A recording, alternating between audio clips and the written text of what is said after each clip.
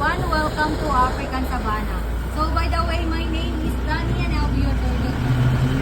So for your safety and comfort, please remain seated all the time. Can you wait until...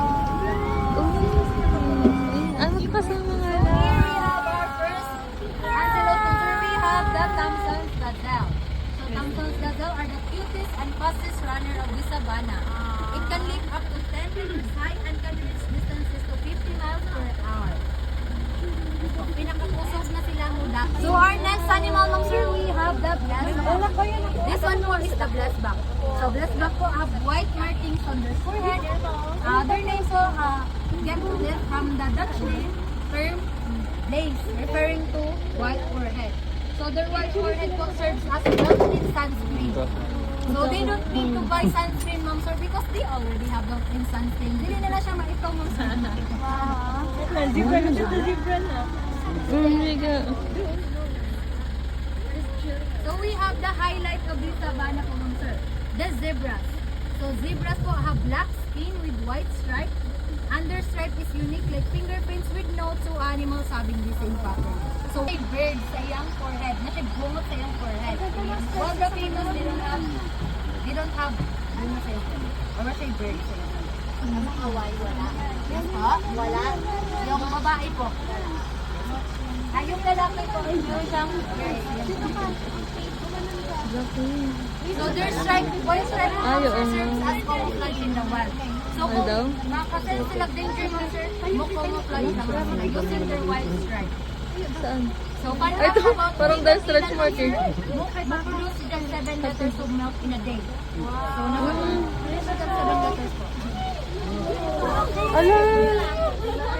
So in other country, ma'am sir, domesticated na sila. Ginabaligyan na ang ilang milk. But here in Cebu Safari po, for your babies lang. Those two are their babies po.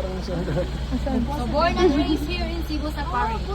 They are Filipino citizens. So this is mga Cebuano. Ang Cebuano na sila, ma'am sir. So as a kind of those are the different kind of water get older, more sensitive to other animals.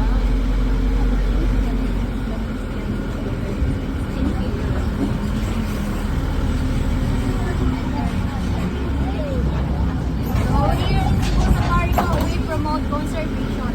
We are trying our best to breed those amazing species. That's for our next generation to see and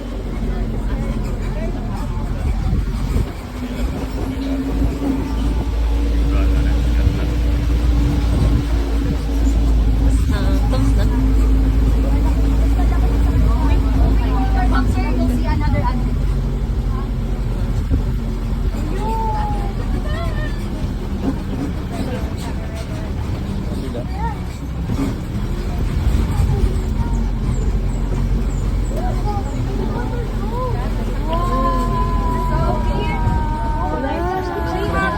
Gazelle Argent Crop. So if we pamit moving on sir, those are the Madam Gazelle.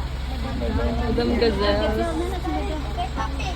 They are also known as King of Kalahari River because they can survive arid environment without drinking water po. They need water but they can sustain without those a month up to a year. Wow! Mumo ang horns pero baga. Mani siya ang male ma'am.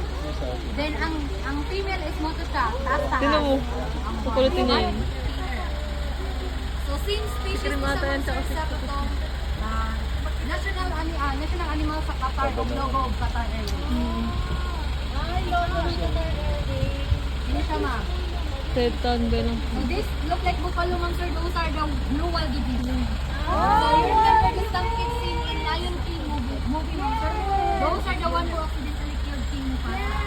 And also they are recognized as 7 wonders of the world. They're great migration. The great migration. So they migrate by group. Yes, ma'am. They are important. Yes. Tinan mo, nakakang haba nung... They are also known as crown of the savannah sir.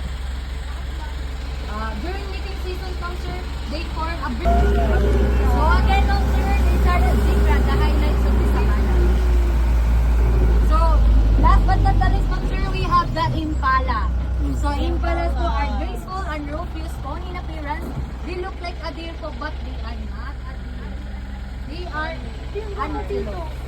So, ang deer po is antlers, while this one po are antelopes. And also, deer po, their horns have branches. Or na siya yung mga sanga-sanga. If maputo na siya, ma'am sir, dili na siya maputo. While this one po, if maputo lang ilang horns, mamatay na siya or dili na siya maputo ang horns. Yes, ma'am. If sorry ma'am, ang kaputo. Ang bilis naman pa ng screenshot. They're also known as incredible jumper of the savannah. It can live up to 3 meters high and can cover distances to 12 meters. Wow. So muna siya ang favorite food sa lions and cheetah. But the cheetah cannot overspeed, Dili sila makabukod. Kay more corn na siya, ma'am. Ganyan siya. So male impalas po, ma'am sir, have horns, while the females they do not have horns po. So again, ma'am sir, those are the zebras, the blessed duck, and the impala. Yung isa dun na lang yung ginain. Pregnant po yun. Yes po. That brownish one, ma'am sir, is pregnant. This is na, ma'am sir, because all of the animals here originated in Baby. Africa. But they are bred and raised in human care in UAE, USA, and Belgium. So we don't direct get them from Africa. Instead, we get them from